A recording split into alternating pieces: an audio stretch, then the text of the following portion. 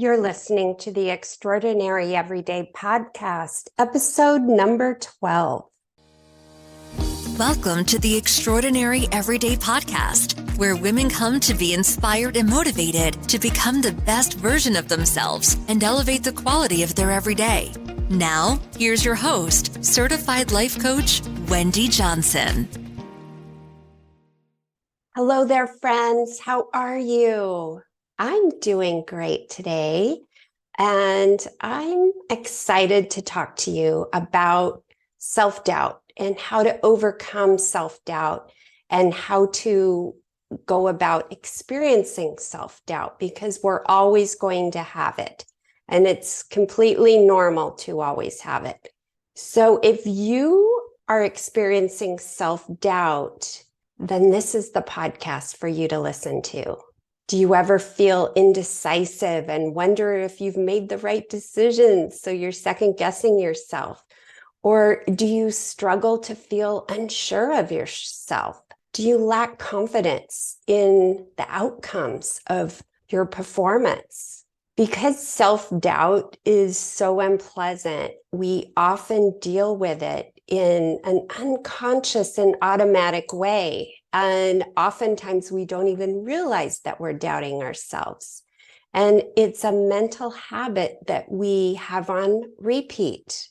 And as I said, it's a common feeling that many people experience it at some point in their life. And it can be defined as a lack of confidence in oneself and one's abilities. And it can come up in any situation when we step outside of our comfort zone and we're doing something new and we're taking action. Maybe we're going on our first date or we're interviewing for a new job. These are all reasons and times when we would experience self-doubt. But why do we have it? And where does it come from? There's many reasons why we may experience it. It could be to past failures or negative experiences. It could be from a lack of support or encouragement from others, or simply just being afraid of the unknown. Whatever the reason, self-doubt can hold us back from achieving our goals and living our best lives. And a comfortable life can be quite boring, and we're here to live a fulfilling life. So self-doubt is just an accumulation of negative thoughts in your head. And those thoughts are something that we've believed in long enough, and we believe they're true. And self-doubt can come from the previous negative experiences that we've had in our childhood. Maybe you were criticized as a child by parents or caregivers or teachers or coaches. I remember my son was playing baseball. He was maybe a fifth or sixth grader. And I remember his coach, they told him and yelled it out right in the middle of a game that you're throwing the ball like it's a marshmallow toss. And he didn't play baseball for much longer. And that coach said a lot of negative things to these young kids. And it was so hard to listen to. And as a parent, you just cringe when you hear other adults talking to your children that way. And we had talks with him at home and told him that that was simply not true. And at least we had his pitches on video, so we knew he wasn't tossing a marshmallow.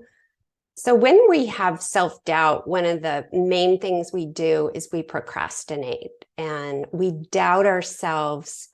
And when we doubt ourselves, we avoid taking action. And maybe we're afraid of being criticized, which we're always going to be criticized and judged. And we're afraid to fail.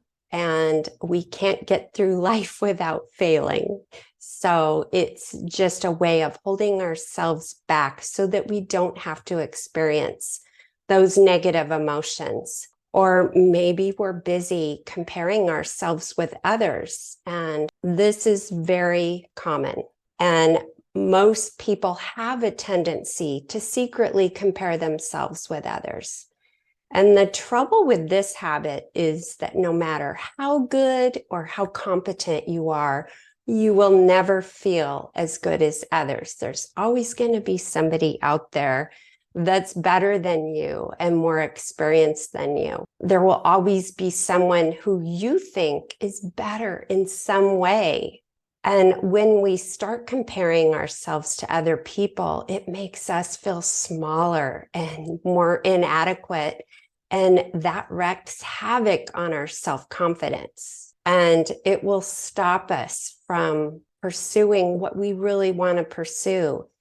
So instead of comparing yourself with others and measuring yourself against these flawed social standards, I think as a coach, I could tell you that the most important investment you could ever make is in self-improvement and personal development, and just focus on bettering yourself and doing the best that you can and staying in your own lane and not looking at what other people are doing and comparing yourself. I can't compare myself to somebody who's been podcasting for, say, 10 years. And I've only been doing it for a few months. And I'm a newbie. And there were a lot of self-doubts I had in deciding to do this because I felt like I was too old. I'm starting this too late. There's already so many podcasters out there. Why would anybody want to listen to me?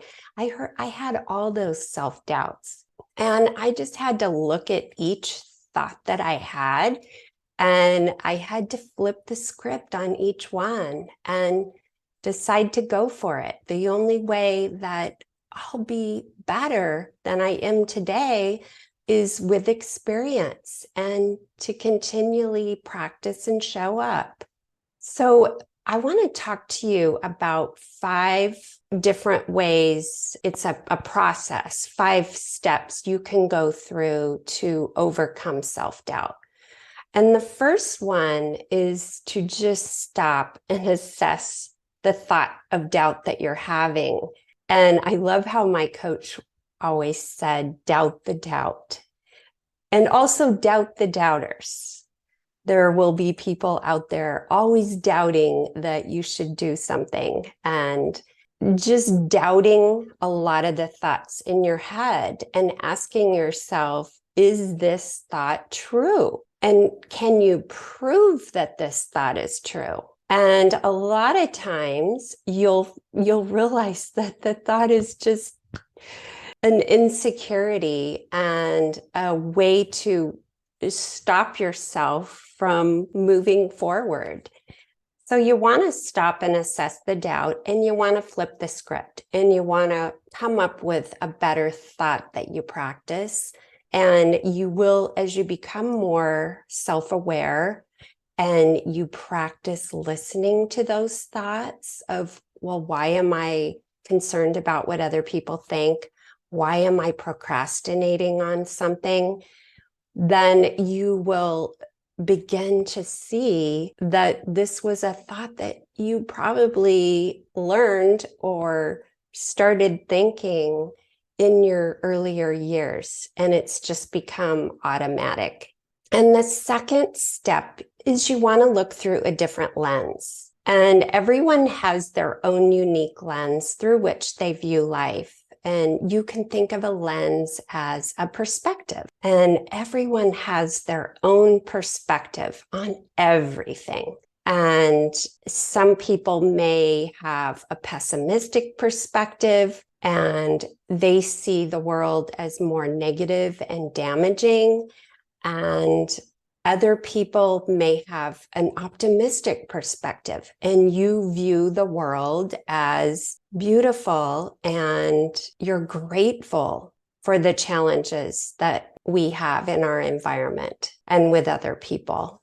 That being said, you need to have the right lens to look through when it comes to self-doubt. And the best lens to look through is the lens that is the broadest and the clearest. And what I mean by that is one that allows you to clearly interpret what self-doubt really is.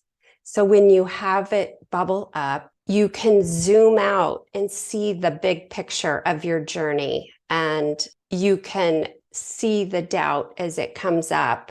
And when it does creep up, you have clarity about that situation for what it really is. It's just an accumulation of negative thoughts, and you recognize that this is just a little blip in your journey, and it's not a demise. It doesn't mean to quit or to stop or to just put things off and procrastinate.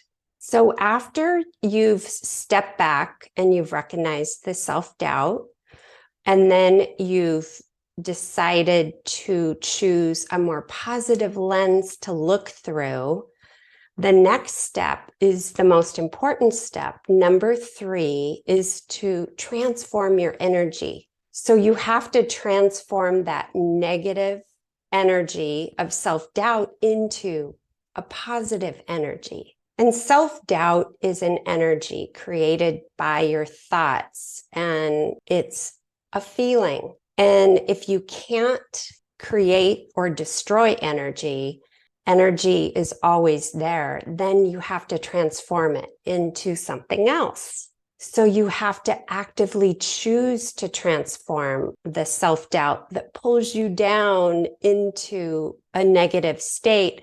And you have to turn that feeling into a positive state. And one of the best positive states is excitement. As much as you try to destroy something, it can't be destroyed, but you can transform it and create it with different thoughts. And you can transform thoughts that are going to create different feelings, such as excitement, inspiring, interest, amusement, curiosity. So how do we do this? How do we transform a negative energy into a positive energy? Well, you feel the self-doubt creeping in, and you can feel it and label it as a negative feeling. And then you flip the script by thinking positive thoughts instead of negative thoughts. And the energy will eventually, inevitably, begin to transform itself into a more positive form. So the energy, there's a energy that spirals, and there's an upward spiraling energy, and there's a negative spiraling energy. And it takes time, and you're not going to go from a low energy state to a high energy state immediately. You have to go through the rungs of the ladder of different feelings, and that takes time with different thoughts. And that's what I do with my students, is I help them frame their thoughts and write scripts so they're prepared for those limiting beliefs and doubts that they have, and how they can flip the script to transform the energy. And if you find yourself questioning the power of relabeling self-doubt as something positive, remember the equation. The thoughts you think create the emotions, the energy you feel, and the emotions you feel determine the actions you take, and the actions you take determine your outcomes. And that's the formula.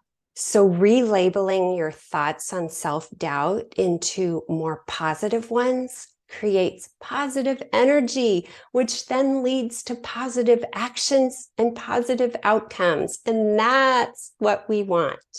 And this positive energy is an adrenaline, and it helps give you momentum, and it pushes you forward. So you want to have certain feelings in order to create certain results. I love this quote by Warren Buffett. And he says, read books, study yourself, expand your mind, do better and get better. You are your greatest investment. And I forgot to say eat well at the beginning. Eat well, read books, study yourself, expand your mind, do better and get better. You are your greatest investment. So what I'm taking out of this is to study yourself. And why you want to study yourself is you want to understand yourself better. And when you understand yourself better, you know what strengths you have to play on and what weaknesses you have to work on. And one of the weaknesses is self-doubt, and it's not something that stops us. So when we know that experiencing self-doubt isn't a problem at all, in fact, it's actually a benefit. And here's why. You can avoid self-doubt if you want to make yourself feel momentarily happy. But being happy doesn't necessarily mean that you're fulfilled. So you can procrastinate on something for a while. You can quit on something. You can give up on experiences, but you're not going to be fulfilled.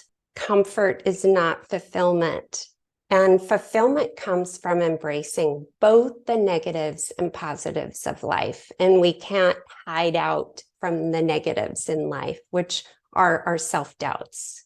And our journey is not guaranteed to be easy. And we just have to realize that we can't be happy all the time. It's better to be improving yourself and feel fulfilled and face the fear and the doubt and embrace it and know that when it comes up, it's okay. We can't just always have the good. In fact, you wouldn't even be able to recognize the good if it weren't for the bad. So when you're working with your self-doubt, you have to have self-awareness, self-compassion, be kind to yourself, because we are always so critical of ourselves. And we think that other people are critiquing us and looking at us, but they're too busy looking at themselves and critiquing themselves. So friends, I hope you found this helpful, and just be skeptical of your thoughts, because a lot of the thoughts we think aren't true. And when you become more self-aware and self-compassionate with yourself, and you replace those thoughts with positive ones, you're going to be able to overcome the procrastination and the hiding out and holding yourself back. Combating self-doubt isn't an easy process, and it won't happen overnight, but it will get easier for you to recognize it as you work on it. And just remember, you're not alone. Thank you for being here, and I look forward to being with you next week. Bye-bye now. Hey, if you enjoy listening to this podcast, you have to come check out More You, my community of like-minded women. We show up to create the highest version of ourselves and elevate the quality of our everyday along the way. Head over to ontracklifecoaching.com/join. That's ontraclifecoaching.com/join. I'd love to see you in there. And if you haven't grabbed your copy of the Mindset Makeover, head over to ontracklifecoaching.com/makeover and get a copy that teaches and inspires you to show up as your most extraordinary self.